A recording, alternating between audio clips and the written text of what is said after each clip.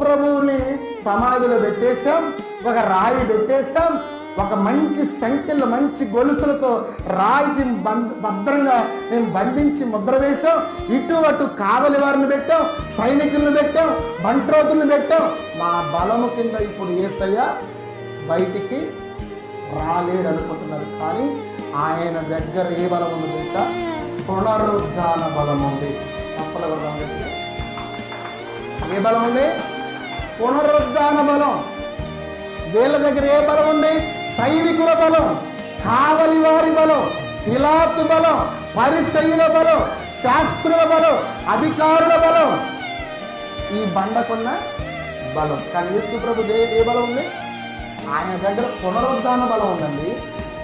ఆయన వీళ్ళ బలం అనచలేదు. ఈ బండకు వేసిన సంఖ్యలు, కావలి వారు, బంట్రో